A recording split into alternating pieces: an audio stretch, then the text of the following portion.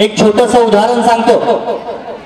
एका आश्रमामध्ये यज्ञ सुरू होता। यज्ञामध्ये आहुती दिली जात होती, मंत्र उच्चार चालू होते। सर्व शिष्यगण यज्ञाच्या आहुती भोवती बसले होते। तेवढ्यात काय होतं, आवाजाचा अलकल्लोळ माजला, तो प्रचंड टाळाडोळ उडते आणि गुरुजी अज्ञावर पहा काय झालंय ते। एक शिष्य धावत धावत जातो, पाहतो तर काय, सिंहाचा कळप आश्रमाच्या दिशेने येतोय।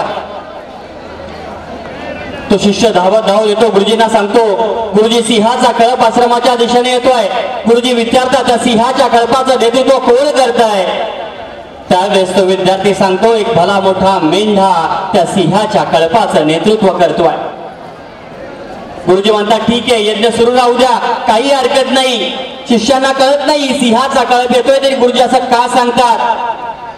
तो दिवस उलटून जातो। दुसऱ्या दिवशी असंच होतं, यज्ञामध्ये आहुती दिली जाते, मंत्र उच्चार चालू होतात, पुन्हा आवाजाचा अलकल्लोळ माजला जातो आणि एक शिष्य पुन्हा उठतो आणि पाहतो तो काय, मेंढ्यांचा कळप आश्रमाच्या दिशेने येतोय।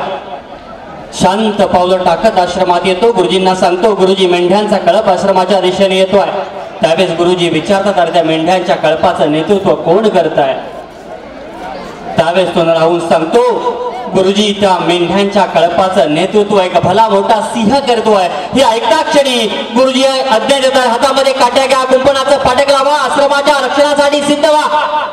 शिष्यांना कळत नाही, काल तर सिंहाचा कळप आलता, आज मेंढ्यांचा कळप येतोय, तरी गुरुजी असं का सांगतायत? त्यावेळेस एक शिष्य राहून विचारतो, गुरुजी असं का? त्यावेळेस गुरुजी समर्पक उत्तर देत आहेत आणि सांगतायत, काल जो सिंहाचा कळप आलता, त्या सिंहाच्या कळपाचं नेतृत्व एका मेंढ्या करत होता, त्यामुळे त्या सिंहांची विचारधारा मेंढ्याप्रमाणे झाली होती। परंतु आज जो सिंहाचा मेंढ्यांचा कळप येतोय, त्या कळपाचं नेतृत्व सिंह करतोय, त्या मेंढ्यांची विचारधारा सिंहाप्रमाणे झाली आणि त्यापासून आपल्याला धोका आहे। सांगण्याचं तात्पर्य इतकंच की स्वातंत्र्याच्या कालखंडामध्ये आम्ही आमचा आत्मविश्वास हरवून बसलो होतो आणि वंदे मातरम या गीतामुळं आमच्यामध्ये नवचैतन्य निर्माण झालं आणि या स्वातंत्र्याच्या यज्ञामध्ये अनेकांनी आहुती दिली आणि आम्हाला स्वातंत्र्य मिळालं।